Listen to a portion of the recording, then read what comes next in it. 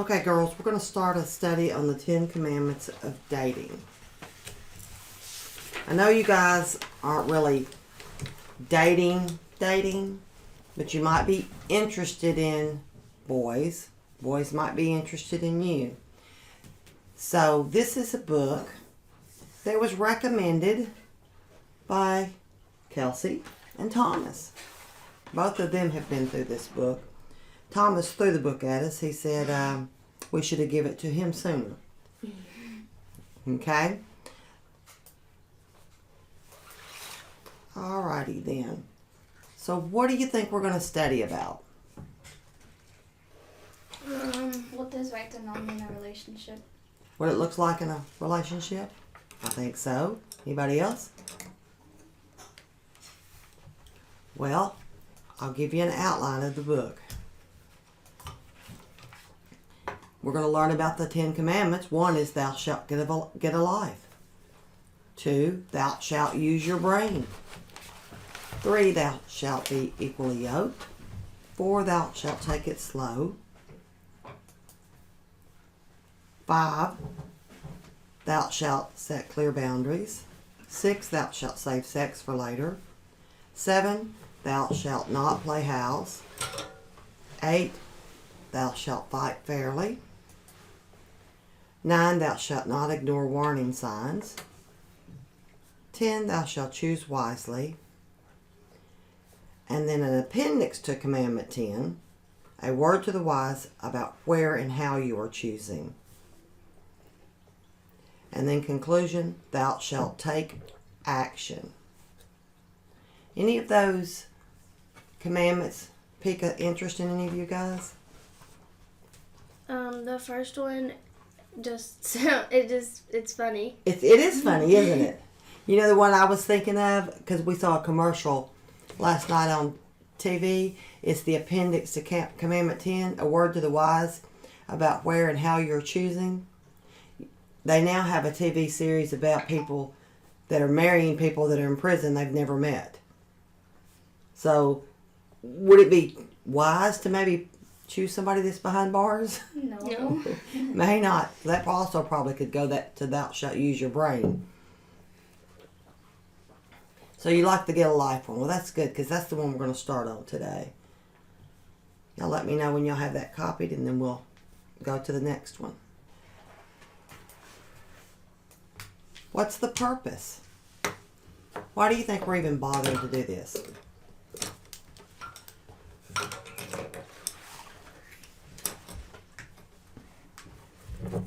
No guess? That's why I would even bother to go through this? So we make the right decisions.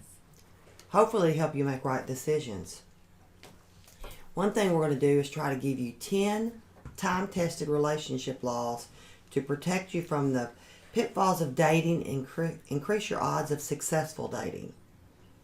Because you could get out there and get in a big mess. You could end up dating somebody who's crazy. You could date somebody who's just not right for you. The other thing is to give you some practical, no-nonsense commandments. And these are solid truths. They're based on the Bible. They're solid truths.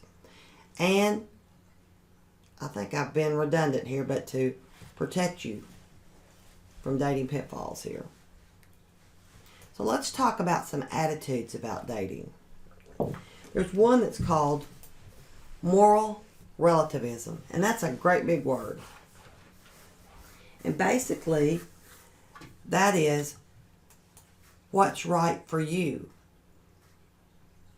You kind of get to decide what's right for you. I get to decide what's right for me. We're not really basing it on anything solid. And are there any absolutes? Are there anything that is absolutely wrong, or can you forgive this person that you're dating because, it's okay. I might be able to change this person. There's not anything absolute. And tolerance. We hear a lot in the media about tolerating, tolerance. Well, we all got to love everybody. What did Jesus do when he went in the temple and he saw people selling things in his house and making profits in his house? Do you know? Was Jesus tolerant and he said, you know they need to make money. It's okay. Papa, what did he do? Kick some butt. He did. He threw the tables over, didn't he? Yeah, he did. And he Turned yelled. all their birds loose and their animals loose. And he told them, get out of here. You're They had him on the 5 o'clock news. They did. They said, he said, you've turned my house into a den of thieves. He wasn't very tolerant.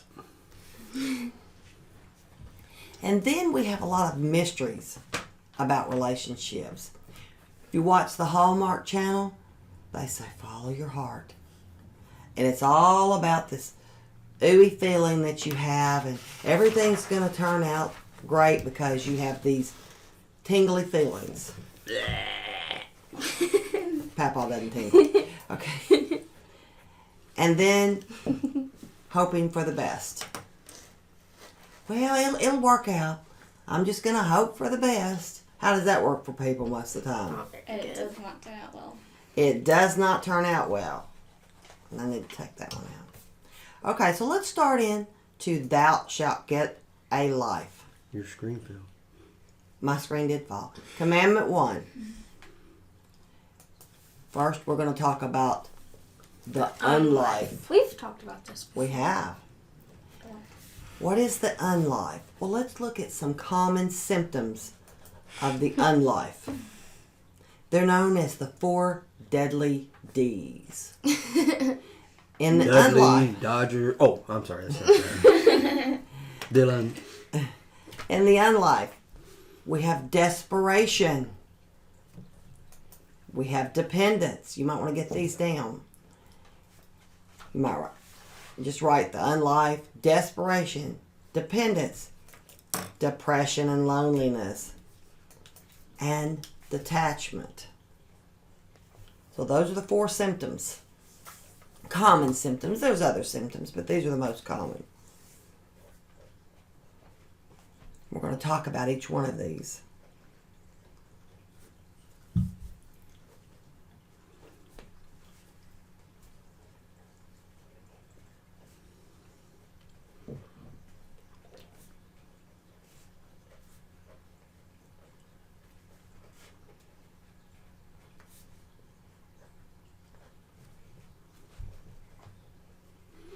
If this doesn't work the way we want it to, we'll get you a lapel, a wireless lapel. When we think, you got it, Scholar? Yeah, almost. Okay. When we think about somebody being desperate or having desperation, what do we think of if we think something's desperate? They really need it. Or, They're really needy, aren't they? yeah. Gotta have it, I'm desperate. Well, it's kind of like that in dating. A desperate person feels like, I must have a boyfriend or a girlfriend. Just gotta have them. Well, let me tell you about desperation. It produces perspiration. And what do? Y'all use deodorant to keep the perspiration around. But if you're desperate, you produce perspiration, and perspiration stinks on anybody. We got some desperate grandkids. Because they stink. Look at this guy. Does he look desperate? Yes. You think he has to have her? Yes. I don't think he has to, Well, but he probably not, but He thinks it He's though, like, doesn't he? who's gonna cook me dinner? Don't leave me. So he's pretty desperate. I won't find nobody else. No, you're my only hope. So he's pretty desperate. Don't take the dog. Then you have the person who's dependence. When we think about somebody being dependent on somebody else, what does that mean? Can I have a pencil? they You have dependent people in classes, don't you? Yes. you have to count on them for a lot of stuff. They count on them for a lot of stuff. So this kind of person is, I must be attached to someone to feel good. They look to somebody else to tell them they're okay. If you don't tell me I'm okay, then I feel awful. This dependent person or dependent dates have difficulty making decisions and taking responsibility for their lives and their own decisions. Dependent daters suck the lifeblood out of the other person. Now, this can go in a couple of ways. A lot of times people who are dependent on somebody else, they've set themselves up to be in an abusive relationship. The other person wants away from them. They hit them. They call them ugly names. It sets themselves up to be abused. On the flip side of that, the dependent person is sucking the lifeblood out of this person. It's like this guy can't do anything because this girl is just, she needs him. She has to be attached to him, feel good. If she doesn't have him, she feels like she's nothing. Then there's depression and loneliness. What does depression and loneliness come to mind? Sad. Sad. They're kind of a sad person, aren't they? Yeah. It's like, I must have someone to be happy.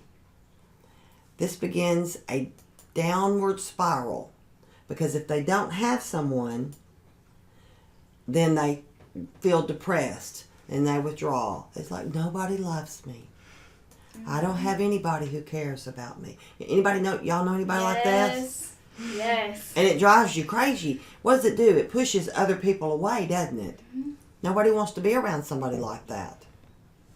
And which makes them more depressed and more lonely. And then they become detached. And somebody who's detached, how does that come out? Not good. Yeah. They become isolated, withdrawn, and lonely. They withdraw from life.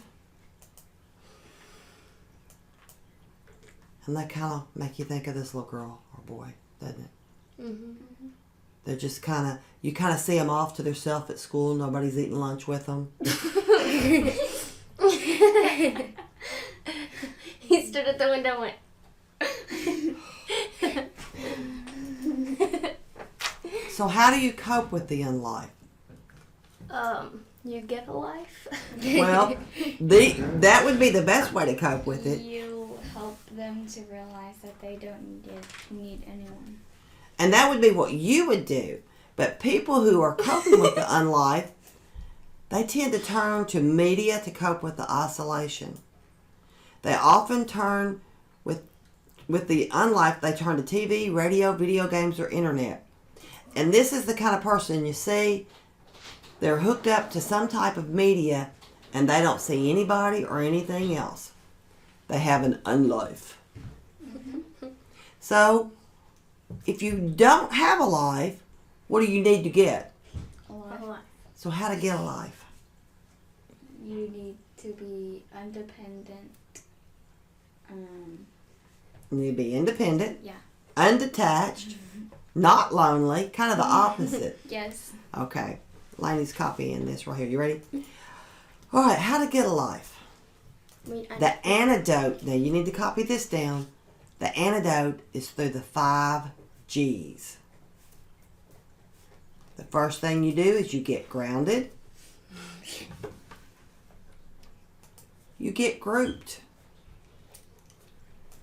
You get goal-oriented. You get giving. And you get growing. And I don't mean physically growing. You girls eat enough for that.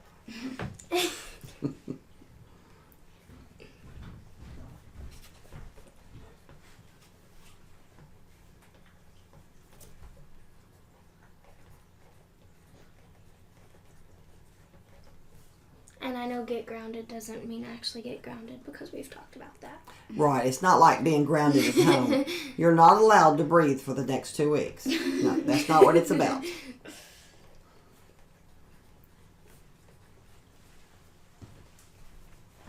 Does this help better than the book? Yes. You like this better?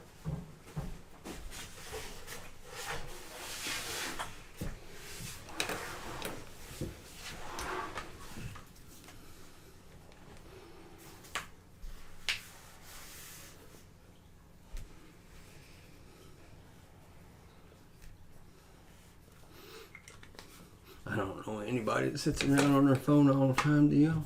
Mm-hmm. No. Text messages each other when they're sitting right next to each other in the car. That's so you don't know what they're saying. You got this? Yeah. Okay. No, we're on a group chat with Emma, and it's funny.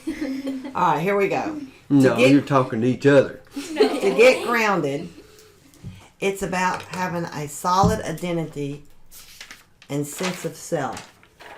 That means to value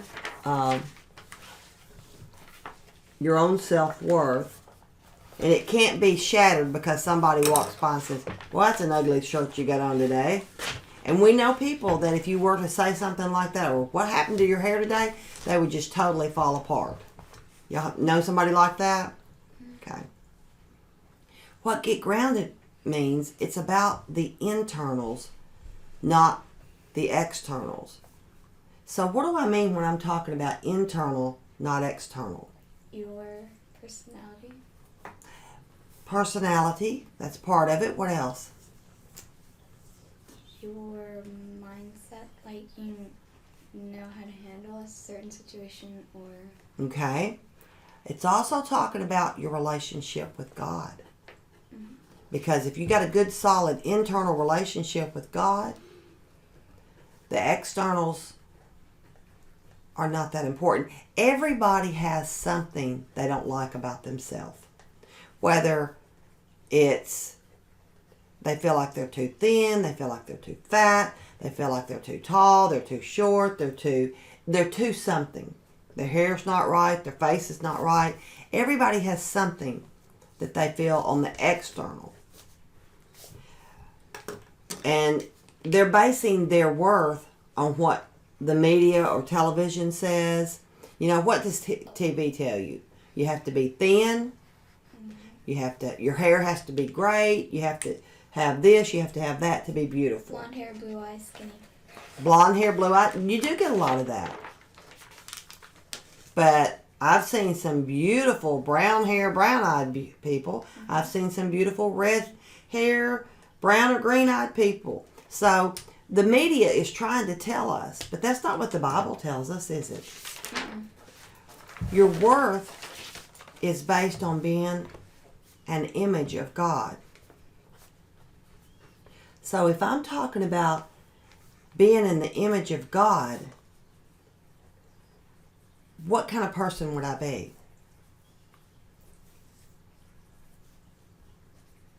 Faithful, loyal, Do what? faithful. loyal. Faithful? Would I be studying God's Word? How would I act to others? Kind. But would I go along with something I know is not right? No. No, I would not. I would follow what I know I need to follow, wouldn't I? Yeah. Like Jesus threw those people out of the temple. Yeah. The other thing I would do is get grouped. So I would get connected with others. And it's not about getting connected with one person. It's about getting connected in a group. Whether, and when I say it's about being in a deeper relationships where there's trust and safety and vulnerability, it's kind of like this small group Like here. friends, family. Friends and family where Cousins. you... Do what? Cousins. And cousins, friends, family, cousins. It's about where there's trust and there's safety and there's vulnerability.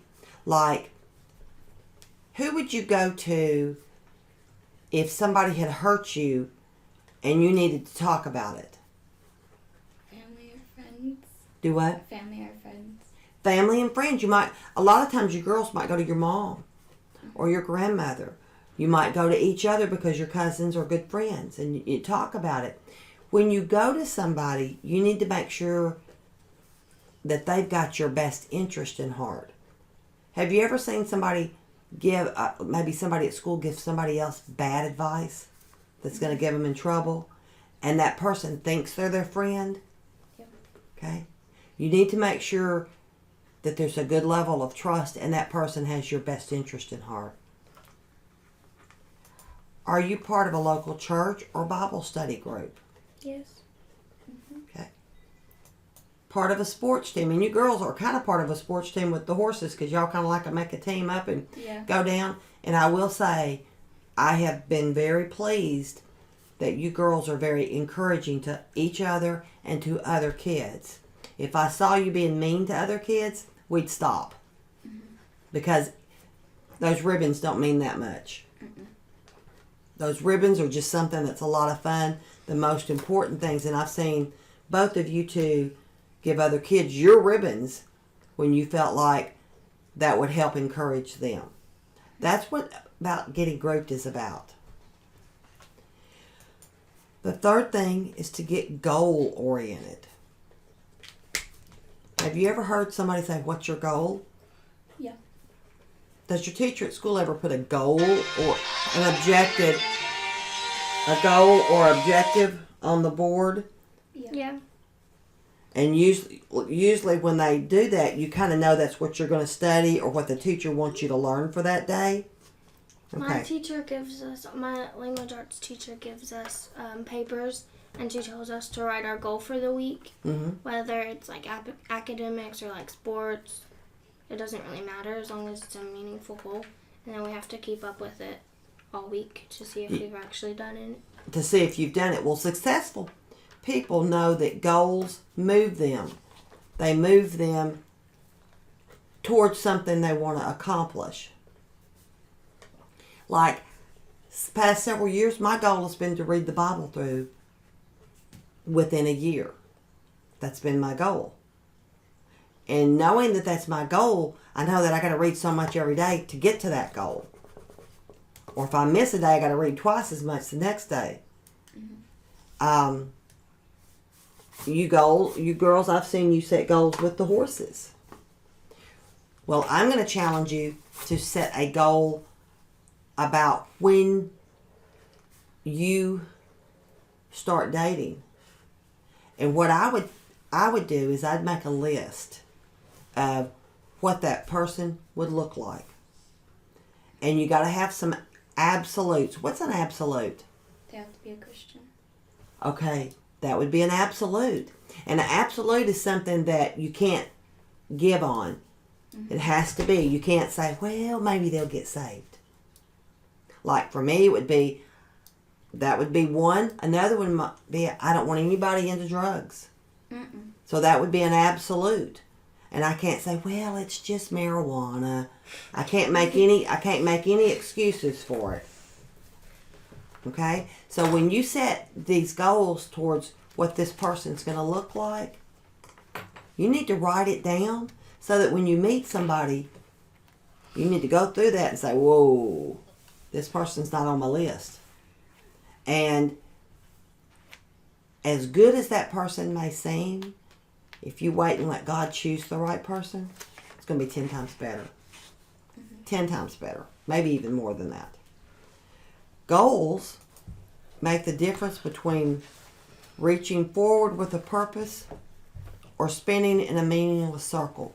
So if you compromise on those goals, you might end up spinning in a circle. You might end up divorced.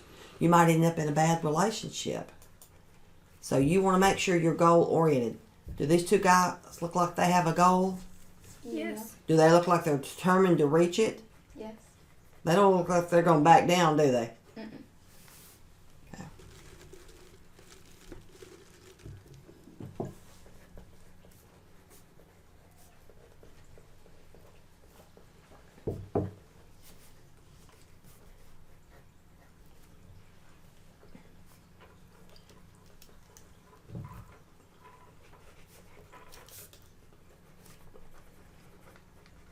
Meaningless circle in a relationship might be where you're having the same argument over and over.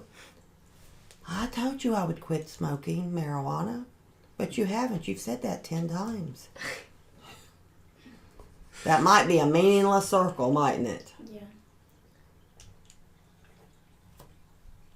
Your cousin had a conversation with a young man she was dating, and she said, you say you're a Christian, but I don't see evidence. And he said, I'll work on it. She said, you don't work on it for me. You work on it for you. Wait, who? I'll tell you later. Get giving.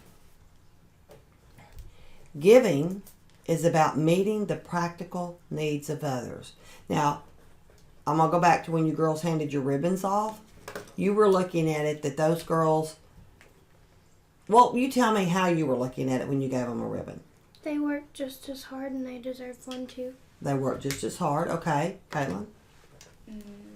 Maybe if they saw that if we see how good of a job they're doing, that it would make them work harder. Make it good. Those are both really good reasons. When you are in a friendship or a relationship, and first, if you're dating, you want that person to be a friend. Mm-hmm. It's about what you can give to this friendship, not just what you can get.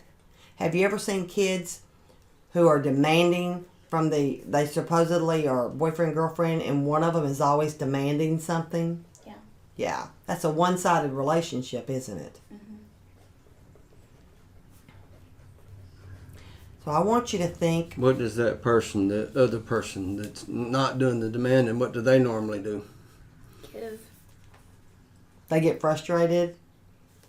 They just shut down, quit reacting, don't they? Yeah. So think about the Grinch. Do y'all know who the Grinch is? Yeah. Okay, he's this It's green guy. not Peppa. It's the green guy who was full of anger and jealousy and envy. When did he start to change? And they started giving to him even though he'd done bad things. But he was still a little sour on that. When did... people started accepting him to US? All right, think about he had taken everything they had and he had left. Oh, it's when they still did. had They were still happy and joyful even though they had nothing. What did he do? He stole the Christmas tree. After he saw them joyful and happy, what did he do? He was really confused. He was confused. And then what did he do with all their stuff? gave it back. He gave it back. When he started giving, his heart grew 3 times in size. And when he started giving, instead of just take, that's when he found friendship and love and understanding. And he learned it was more of what meeting the other's needs. And did they hold it against him? Mm-mm. No, they forgave him, didn't they? So that's when his heart grew 3 times. Then, Miss Tootsie's here, Bill. Get growing. If you're not growing, expanding, or improving, you are stagnant. Do you know what stagnant means? They're just staying the same. You're staying the same or going... What if I think about the swimming pool when we weren't running the water through it? It was nasty. Okay, but did it start out nasty? No. Then It each just got day worse. it got worse and worse and worse, didn't it? Okay. So how do you grow? Do you know how to grow? You ask yourself, what do I have a passion for? What do I want to do? And what if I fail? What if you fail? You keep trying?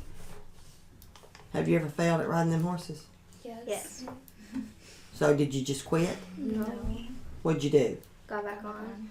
You got back on. You kept trying. And you're becoming successful.